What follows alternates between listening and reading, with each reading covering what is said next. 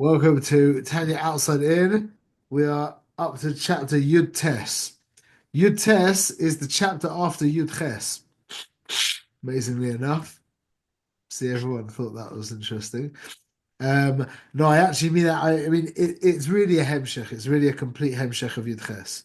Yud Ches, you could title chapter Yud Ches as Mesiras Nefesh. Your test is basically just a hemshech, just going a little bit deeper. We describe Mesiras Nefesh, which is probably one of the this is I mean probably one of the foundation, not probably, definitely one of maybe the foundational principle in the Tanya. Mesiras Nefesh is defined as a choice to give up your life that isn't really a choice. It's got nothing to do with some kind of cheshbon. Okay, we don't decide that we want to give up our life. It's almost like an involuntary act. I think you could probably say it was similar to what happened in the Beis Hamikdash on Yom Kippur, when everyone hit the floor. On Yom Kippur when we bow down. Yeah, so that's a remez to what happened in the Beis Hamikdash. That was al korcho. That was an involuntary prostration. Meaning, I mean, imagine the Ribono Shel Olam reveals himself to you. What else do you do? What else would you do? You would just lie down flat on the floor with your arms and legs out flat on the floor. If we had any musag bichlal of what the Ribono Shel Olam is, if he was to reveal a teeny teapot of himself, you wouldn't be able to stand in front of that. You wouldn't be able to do anything in front of that. So it was an involuntary. That's really what this experience of Mesiras Nefesh is.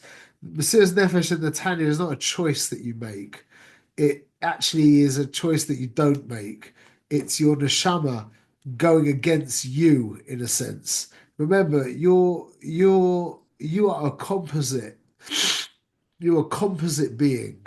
And as a regular Jew, we primarily relate to ourselves as a human being, not as a neshama. Okay, definition of a Jew is a human being with a neshama.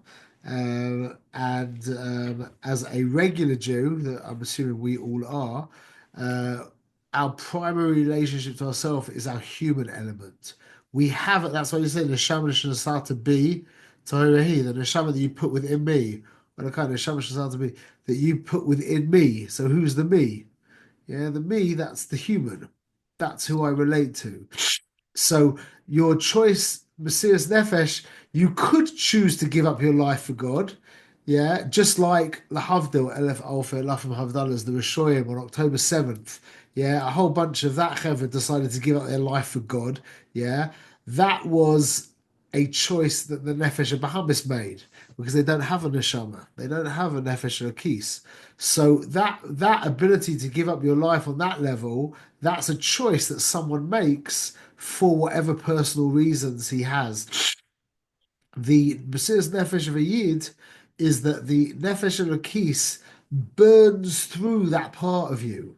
It overwhelms that part of you. It trumps in Yana de Yoma. It trumps that part of you and just burns straight through that human element of you to the point where Manis described it one time as the person could be being dragged to their death, marveling at themselves, thinking, what am I doing?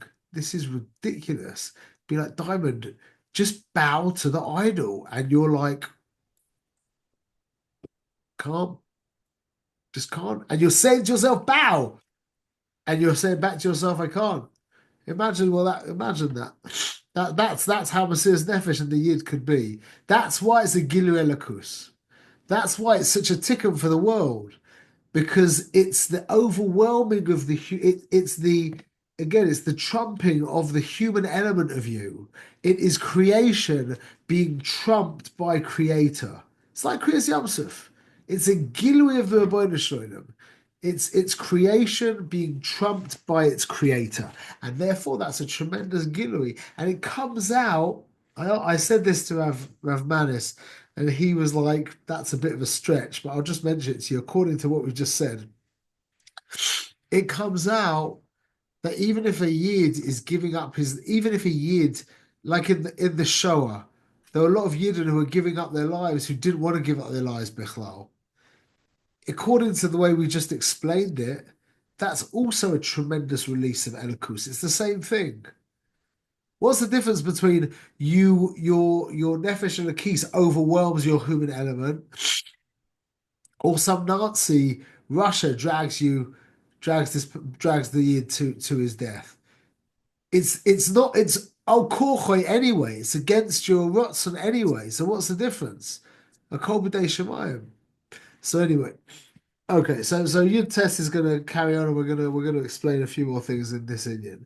Pay Yud test. It's as ever beer tzrich the bear hative Marsha Kasim Ner Hashem Nishmas Adam. We have to understand what is written in Mishlei, where it says Ner Hashem Nishmas Adam, that the candle of God is the neshama of man, and Adam means Yisrael.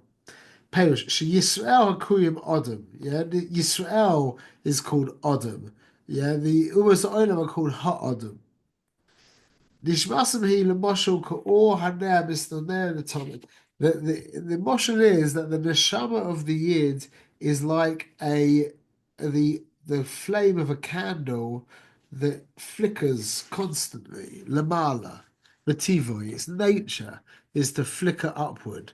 But nature or ha'esh chofetz b'teva chofetz b'teva lipoid mipsila lidabit b'shorish lamala, because that the light of the fire is constantly trying by its nature to separate itself from the wick and to merge back with its shoresh, which is above. Which is this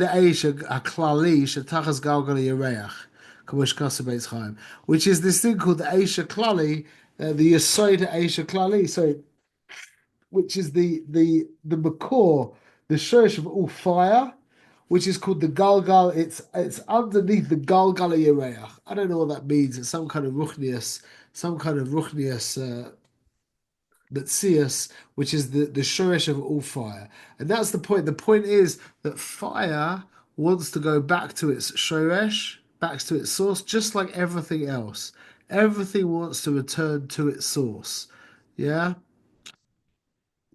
The I suppose the Iker Koyach in the world that we know of, which is gravity, is uh, is a revelation of that, because gravity is that a larger object pulls a smaller object to it. So the concept of a rock, everything wants to go, the way Rav said, everything wants to go back to Mother Nature. Yeah, that's where it came from. So all of creation, all of physical creation, which is under the law of gravity, which is under the law of gravity, wants to return back to the Kador Ha'aretz. That is the kind of the philosophical, that is the moshel, that gravity is that the moshel is that everything wants to go back to its source where it came from. So a stone wants to go back to its source, which is the Kador Ha'aretz, and Aish wants to go back to its source, which is what we've called this Galgal Tachas Galgal Yareach.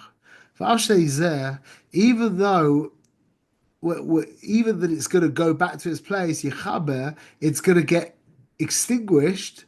It's not going to be shining below here. It's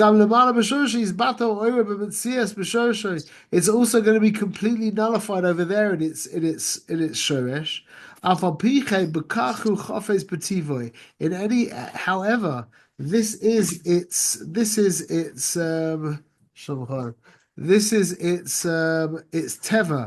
This is its teva, and we're going to explain what that means in a moment. That its teva is that it wants to not exist down here, and where it goes, it doesn't want to exist up there as well. That's the exact opposite of the survival principle that basically, what's the word I'm looking for? Dominates that the survival principle. The instinct, survival instinct. The survival is it, but not that dominates this world, that is prevalent. Dictates. Sorry, Does it dictate it? that's not the word I'm thinking of, but that's good. Anyway, but the survival instinct that is in every millimeter of this world, yeah, is different by fire. Yeah, the desire of fire. If you look at a candle, its desire is it wants to rip itself away from the wick. And where's it trying to go? It wants to go back to its source where it will be like, I mean, the motion is if you imagine you light a match and you throw that burning match into a bonfire, what happens to the fire of the match? It just merges with the big fire. It's gone. It doesn't exist anymore. That's the nature. That is the nature of our soul. That's the nature of fire, and that's the moshel for our soul. The nature of our nefesh lakis is it just wants to go back home. But the truth is that's the nature of everything. It wants to go back home. But the home of the nefesh lakis is the Boina Sholem, and in that home there is no sense of itself bichlal. Whereas the stone wants to go back home. Yeah, but what will the stone do when he gets home? Throw a stone on a beach, and he just ends up being a more comfortable stone. He's more solid. It's the exact opposite. Like a stone like rolling down the hill or flying through the air is an uncomfortable stone. He wants a shvisa. He wants he wants to rest. He wants to put his feet up. He wants to feel, some kind of level of security, whatever. That's what happens when you throw a stone onto the beach. It finds its place amongst all the other stones, and it's actually become more. Whereas the fire has not only become less, it's completely vanished. Kach nishmas ha'adam, v'chein b'chinas ruach v'nefesh, even the lower levels of the soul, the created levels of the soul. Cheftzin v'chasheika b'teva liparade l'tseis min aguf. They want to mamash be extracted and separated from the goof, and to become merged back in their source, where they're from, in Hashem Chai Chaim, the life of lives. I don't know what's the relevance of that there. Say that. Even though that he will be nothing. And he will be absolutely nullified completely. And nothing of his original form will remain. Nothing whatsoever. This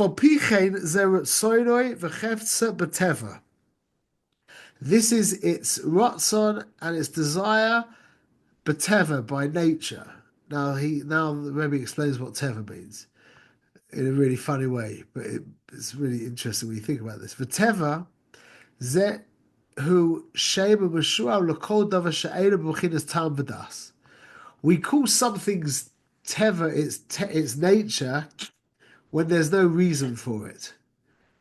Like what's the nature of a tiger is to eat meat.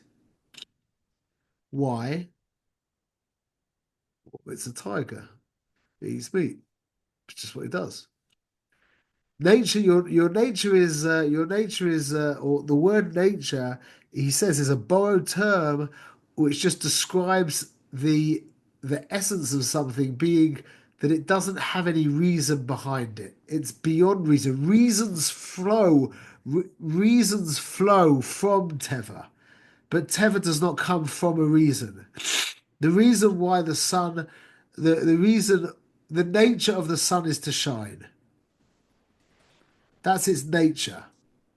So ask the sun, why do you shine? As we've said many times, there's no answer to why he shines. He's just telling you, I'm the sun.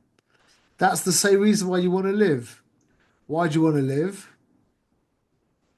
That's the nature of life. The nature of life is to want to live. There's no reason why you want to live. Reasons come from your nature. Your nature being to live causes reasons. Reasons flow from nature, but nature does not flow from a reason. So why does the neshama want to disappear and merge? Why does the neshama want to just merge back into Hashem and have no metzias of its own? Kacha. By the way, Gabriel, just a quick thought on the side that you'll appreciate, I think, that we've said many times that kacha, yeah? Why do you want to do something? Kacha, which is Loshen chaf chaf, yeah, which is Bechinas Keser. Yeah, Keser, chaf is Keser, yeah? So the Indian of Malacha on Shabbos is a means to an end. Yeah, as everyone knows, the whole point of Shabbos is abstaining from means to an end. We're just involved in oineg, which is an end. Yeah. So what's the so kaf is kesa and malacha. So anything that you really want to do for itself comes from the essence of who you are, which is called kesa. Anything that is a means to that end is coming from a lower place. So you could understand the word malacha as mem loy chaf. Meloy chaf. Not from Kesser. Meloy chaf. Not from your Kesser. The whole meaning of a malacha is it's a means to an end. So it's not from the chaf.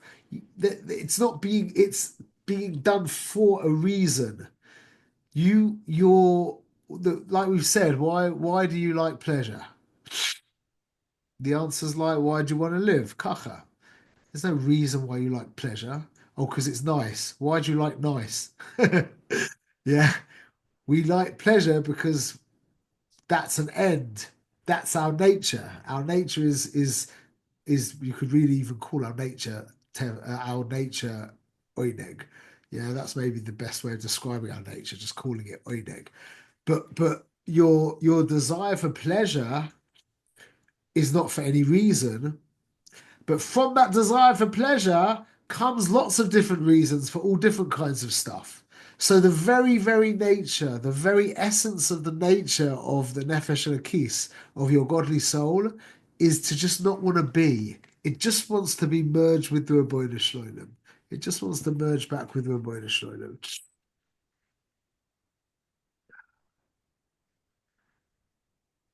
Yeah, וגם כאן הכוונה שרצון וחפץ זה בנפש אינו מבחינת טעם ודס ושכל מושג ומובן. Like we just said, just like the nature of something is without any reason, without any seichel, it's beyond intellect. So too, the reason why the nefesh wants to disappear back into Hashem is not connected to anything that we can understand. Ele lamala me'adas v'seichel musag muvan. It's beyond. It's lamala.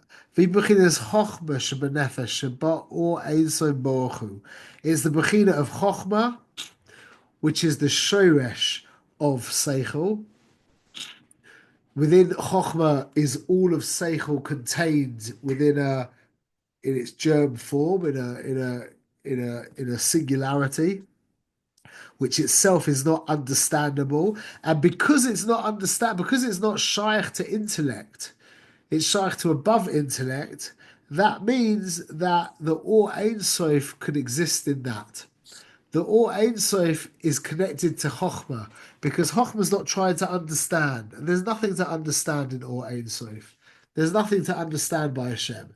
So Chokhmah and Hashem are compatible with each other. Whereas Bina that's trying to understand, no Machshava can grasp Hashem. So Bina that's constantly trying to understand has got no shaykhs to Hashem. Whereas Chokhmah that just wants to see, it's just open. Chokhmah is humility. That's where humility comes from. It's just open to see, or seeing you can see Hashem, so to speak. Yeah, that part of the soul just looks at Hashem. You don't need to understand anything. You're just looking. You're just seeing. וזהו כלל בכל סתר דקדושה, שאין אלא מה שנמשך מחוכמה נקרא קודש העליון. This is the whole concept of kedusha. What is kedusha? שאין אלא מה שנמשך מחוכמה, הנקרא קודש העליון. It's talking about chokhmah elor. the highest level of Chokhmah, which is Habatel b'Metzias Bo Ein Sof Baruch Hu, that is completely nullified to Hashem, which is funny because you still call it something, but it's like a transparent vessel, a transparent keli. Hamalubish boy, ve'ein davar bifnei atzmoi.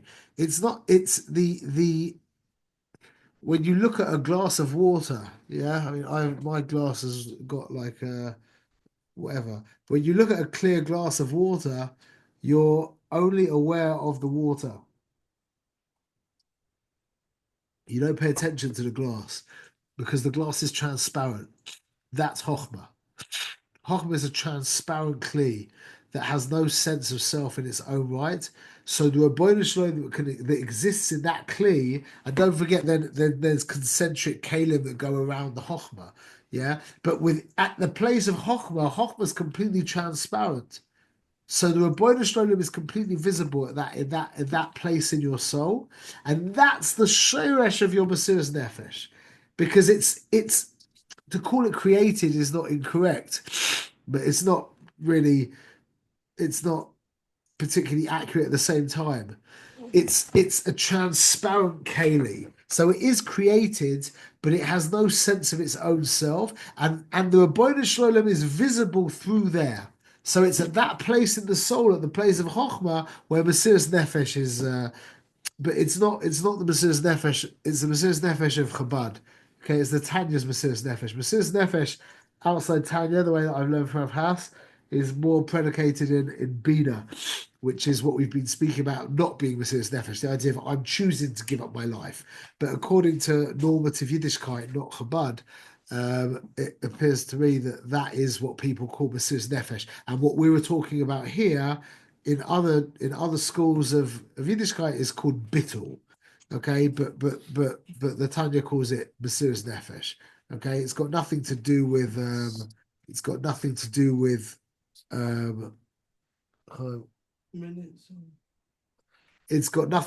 with intellect or with thinking. It's just to do with the Ribbono Shel Olam himself.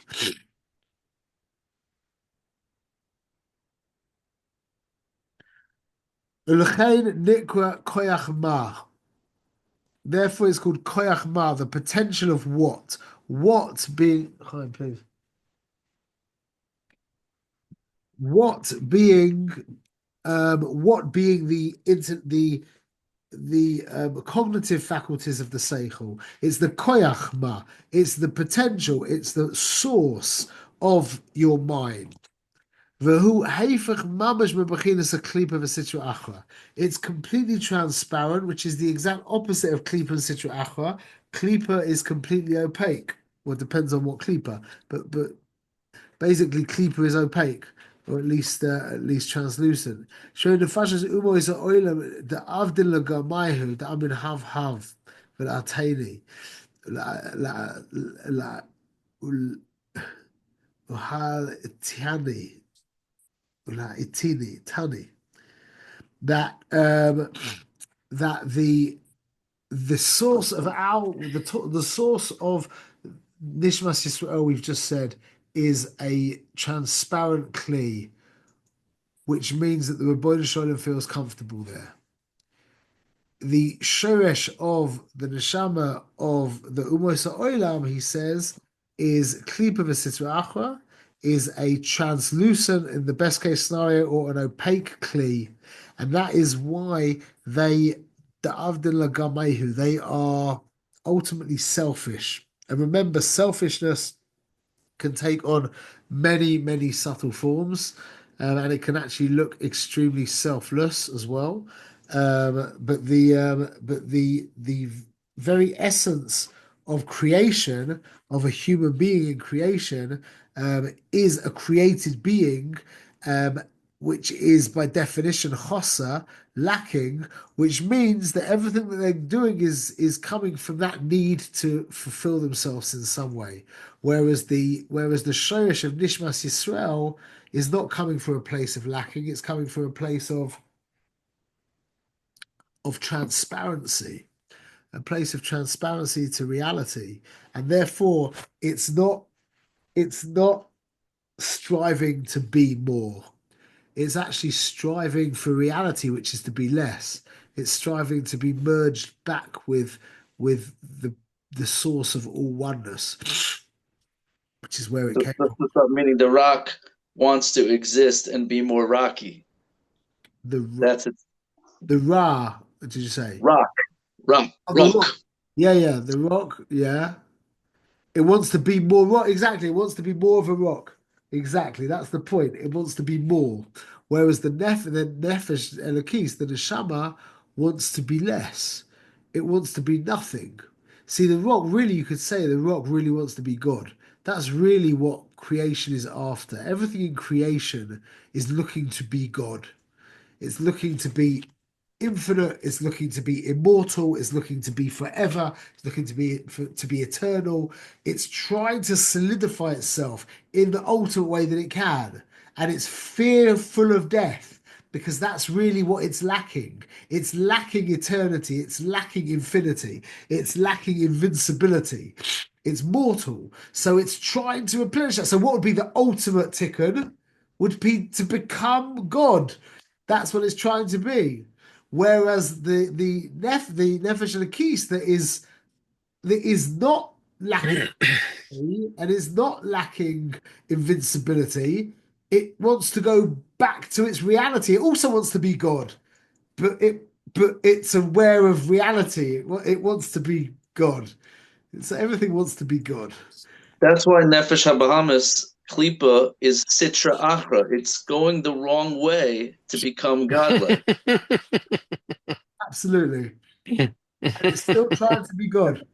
And by the way, it's the same thing. This is amazing. Chap that I had many, many years ago in therapy, when you get in touch with your, it's like called parts therapy, which is looking at different parts of your childhood subconscious self, right? As a child, you want love. As an adult, you want when you go deep into it, the child wants to feel loved and be one. It wants to be accepted, but it goes about that thing always the absolutely wrong way because it doesn't have das. So your inner parts choose the wrong way of going about and getting that oneness and that love that you really want by becoming needy or becoming dominant or closing yourself off, which is the exact opposite of what it really needs. Yeah, well, very good. I heard someone say that about women once, that women they just want to be respected and loved, and in the secular world, a lot of the pop culture basically makes them do the exact opposite thing to get them the love and the respect that they're looking for. But that's where it comes from. It's like it's interesting. You could go two directions with both ways, but that's really everything wants to be God like you just said, it's just confused in what is God. It depends which direction it's going to go. So they're both striving for infinity, just because the Nefesh Elokis is already, or the Shorish of it anyway, is absolutely cognizant of a reality mamush, then its desire to be godly is to go and be merged back into God. Whereas the stone has been so much further removed from godliness, its desire to be godly is just to give itself more form and more solidity. That's what we're doing the whole time. That's what we're striving to do the whole time. Solidify ourselves to strengthen the wall around us. I didn't say I actually I recorded a little thing. I'll mention this now actually. Um, Everyone saw it in the Mishpach, I think last week. We get the week after because my mother-in-law gives it to us. So I think it was 2 weeks ago. It was the whole thing about that uh the group of Yidden called Lev Tahor. You've heard of this thing? You saw it in so the Mishpach magazine cast it off or dismissed it as a cult. It's a very negative place, and they call it. It's not a cult, Bichlal. It's not a cult. It's just extremely religious. They've just become utterly religious. Yeah, it's the opposite of Yiddishkeit. They've become so religious, and it's revolting. It's revolting. What is it? It's the Indian religion is a very undefined word. If you look it up online, you'll see there's a whole massive Wikipedia page dedicated to the definition of religion. That's a whole avoider in itself to define what religion is. Yeah, there's no definition of religion. So the way I understand it is its identification with ideas. Yeah, using ideas to solidify myself. That's why we identify with stuff. It The word makes religion me. comes from the word legion, allegiance. That's what it means. Identification. Oh yeah, I didn't know that. That's interesting. Okay.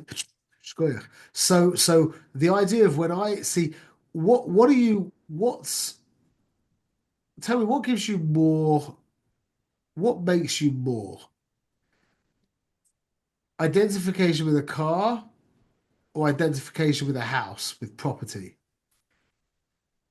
What makes your existence more solid? That you've identified with a car or that you've identified with some real estate? Obviously, real estate. That's why it's called real estate, yeah? So there's madrigas in things that we identify with. Like to identify with your football club, yeah, is doesn't give you as much. Well, actually, maybe it could do whatever. But you know what's more than $1 trillion property portfolio is one idea that you say is absolutely true. That's the ultimate solidity that the Nefesh Bahamis can find. The word truth. To say that an idea that I am identified with is true, well, then I can say to you, oh, you're identified with $1 trillion property portfolio. Let's see what will be of your $1 trillion property portfolio in 200 years from now. Yeah. And let's see what will be with my identification with truth in 200 years from now. You understand? Meaning identification with ideas, like the way Jordan Peterson says it, is the Bible has outlived every civilization. Civilization, even Rome and Greece, the great Rome and the great Greece, where are they now? Yeah, there's no Romans walking around. There's no Greeks. I mean, there are, but not of the Greek Empire. Yeah, even the greatest nations, they just disappear. They poof, they're gone. One day they're here. A few couple of 100 years later, they're gone. Yeah, but ideologies, you can't destroy an ideology. That's real. That's real ego. That's really giving the ego something that it really, really wants. Yeah, that's the Indian of religion. The the the the identification with ideas that we call truth. And that's this Indian of this sect, Lev Tahor. It's not that they're a cult. It's that they're just very, very religious. They've become so identified with their ideas. Now, let me ask, this is the point of what I would say. What is the Gilui? See, now you could be a very religious person, yeah? You could be a big tzaddik and be very religious, meaning very frum. Yeah, that's okay. That works. That's fine. You could be a big tzaddik and be very frum. Yeah, you can also be very frum and not be a big tzaddik. But if you're a big tzaddik, the chances are you'll also probably be very frum as well. Yeah. What's the giveaway? What is the gilui that this guy is not a big tzaddik and he has just ultimately identified with his ideology and he's using it to solidify his ego? What's the ikka gilui of that? Your frumkeit goes against Ratzon Hashem. Well, that doesn't reveal it though. But there's going to be one kind of, so to speak, dent in the armor that will I think without exception will always be there. When a person is chasing after the solidity of their own egoic wall, there will always be one thing in Yiddishkeit that they will have a real problem with.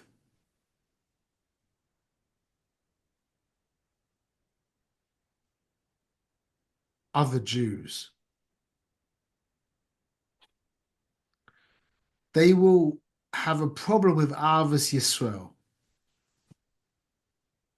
There will always be a sina to other Yidden because that's what the ego is. The ego is I'm my own independent, fragmented reality.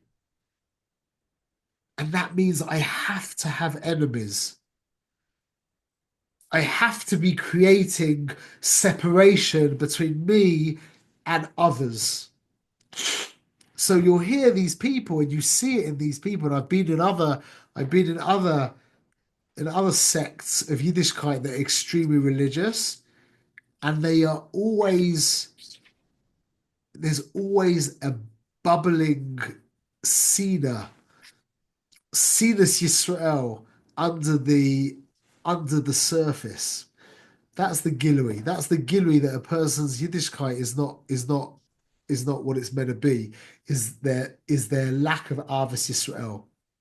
Ahavas Yisrael is the ultimate Gilui of the fact that this person is a big is a tzaddik. And I'll just tell you how funny this could get. I think I probably told you this story before, but after October 7th, I went with some guys from Chicago down to these I can't remember the names of the yeshuvim in the south, yeah.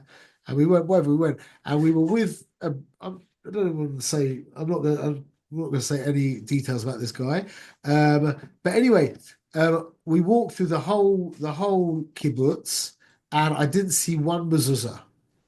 I must have walked through 50 doorways at least, and I didn't see one mezuzah. The truth is, I saw one mezuzah, like this big Sephardi mezuzah with a menorah next to it. It was obviously that someone came and lit Hanukkah licht there and put a mezuzah up as well. There was not one mezuzah on the whole kibbutz that I saw, and it really affected me. I wasn't like judging anybody. I was just really like. I was zibrochen for the fact there could be, a town of Yidden in Eretz Yisrael without a mezuzah. I found that very disturbing. Anyway, so there was this guy with us on the tour, and I said to him, I mentioned to him, I said, I can't believe it. I walked through the whole kibbutz. I didn't find one mezuzah. I feel terrible. I feel horrible. And he said, it's our fault. And I was like, fine, okay. But he didn't say it like in like a nice way. He wanted to get into an argument with me. But I didn't want to have an argument with anybody. I was just a little bit broken. I wasn't trying to point the finger at anyone and say that anyone was this. I was just making an observation that disturbed me. That was it. I don't have anything against these people, bichlal. But he wanted to start a fight. And I didn't let him, but I could feel he wanted to get into it with me. And I didn't let him do that. And we were on the bus driving back for another couple of hours. And eventually he just exploded, he just turned around and started up with me. And he's like, how can you think like this? And I'm like, I didn't say it, I'm not. And he's like, we have to love every Yid. And and he was fighting me using as a hammer Ahavas Yisrael. He was using Ahavas Yisrael as a weapon to fight me. I didn't want to fight him, bichlal. I didn't have any problem with anyone.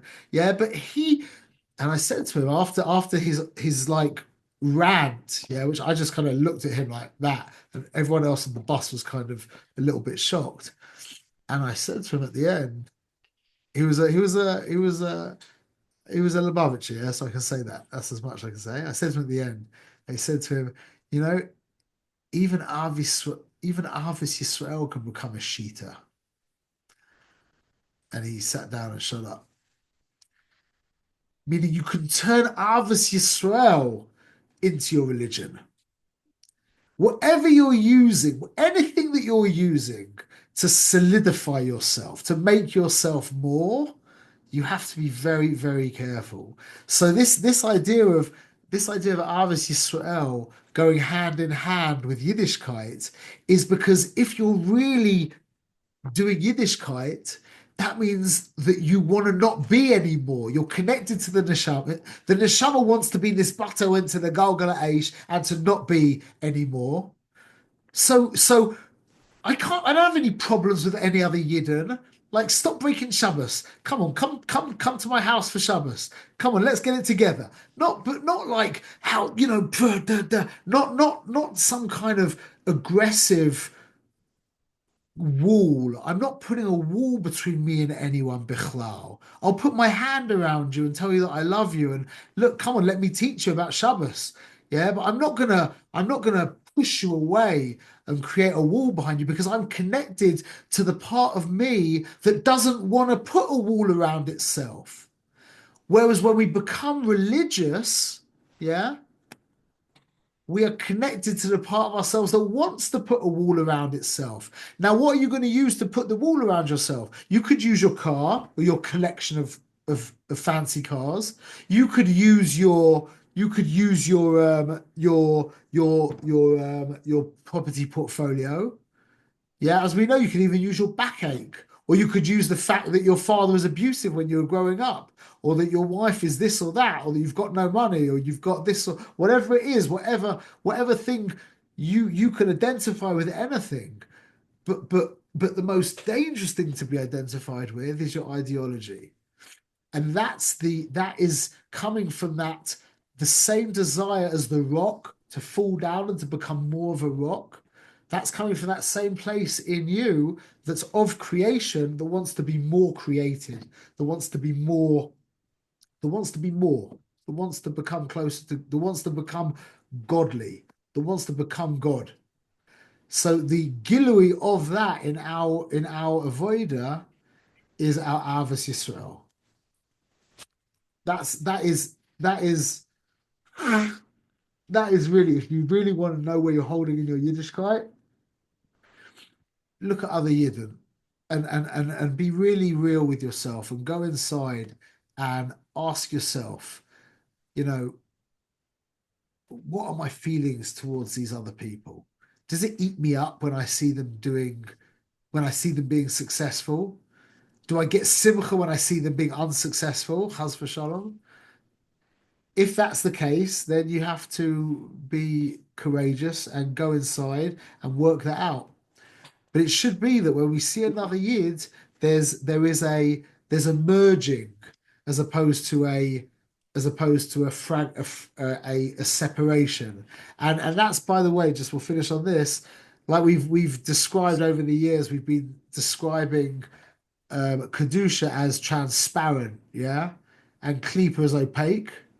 There's another word to describe Kedusha. What's the other word to describe Kedusha other than just transparent? It's the same thing, really. Selfless. Window? What you see? I said a window. Yeah, so that's transparent. Selfless, that's also transparent. But Kedusha manifests in another way as well. And that's called Achdus.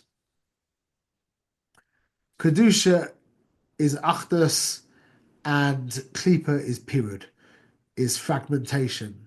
And that's because you're transparent, like we've just said, because the nature of the Nefesh and Akis is to be absorbed back into infinity and not have any sense of self itself, well, then you're not threatening to me. And I want to merge with you like two beads of water. You know, two beads of water, they touch each other, they just become one. That's us. That's Yidden. We're little drops of water that when we come to another Jew, we should just merge like that.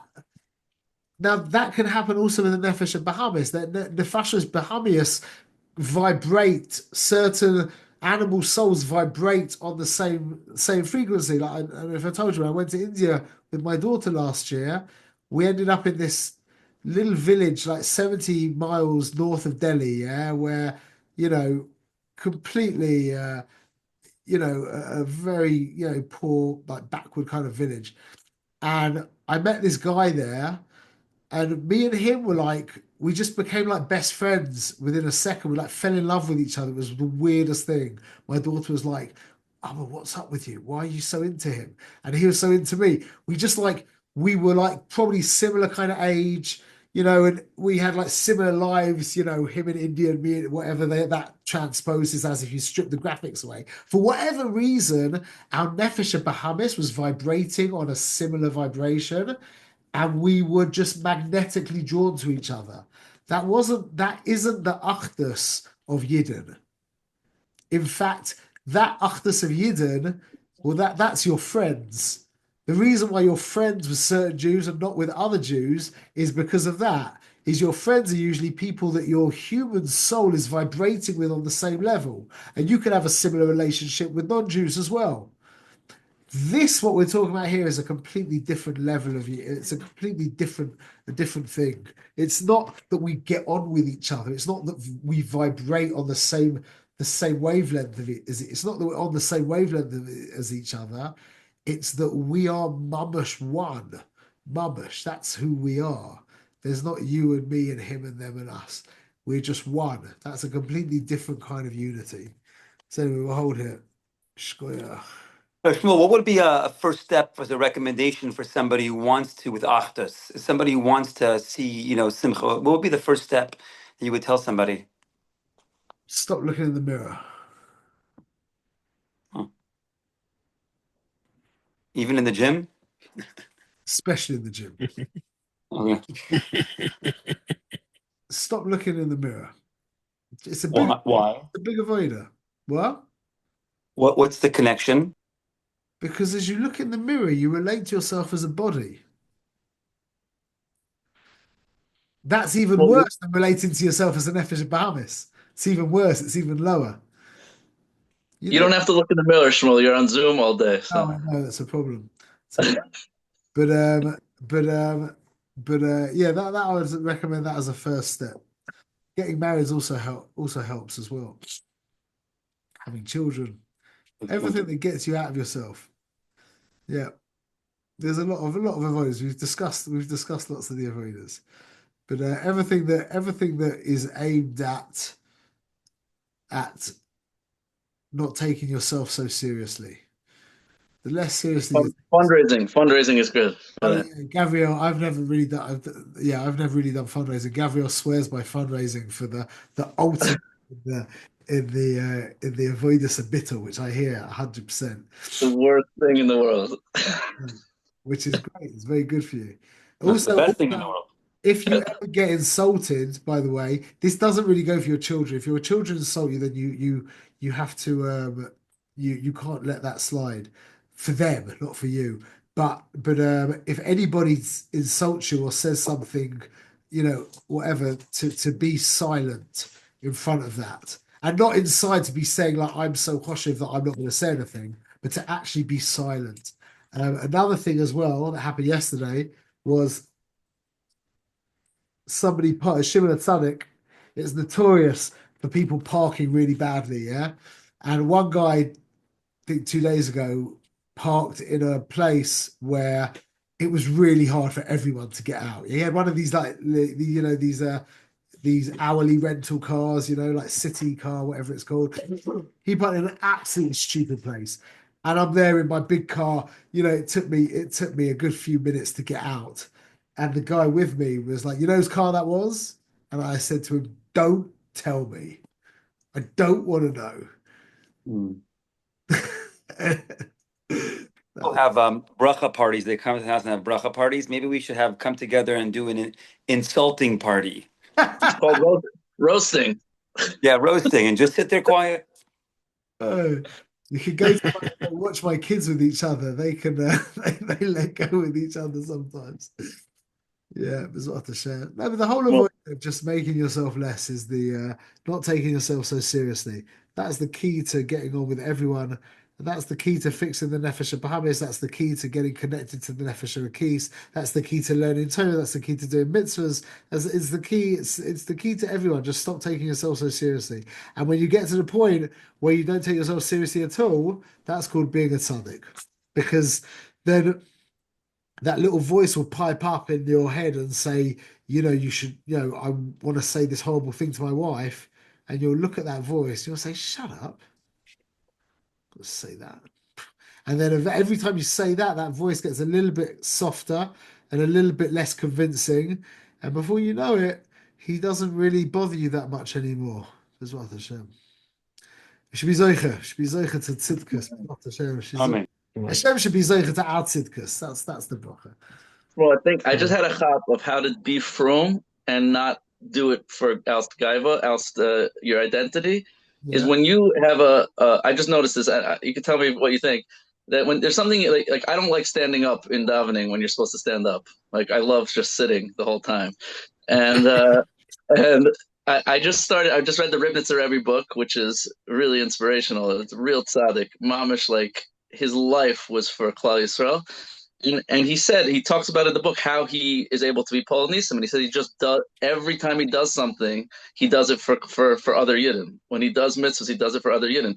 So when you stand up when you don't want to, whenever you do anything that's hard for you, anything, keeping quiet when your wife is annoying you or whatever it is that you're doing, don't do it because it's right. Do it for Klal Yisrael.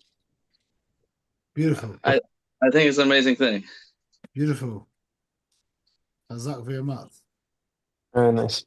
Okay, Chevre. Hanan, you should Shmuel, you should meet Hanan. You're in the same city. Oh, you're in Yerushalayim?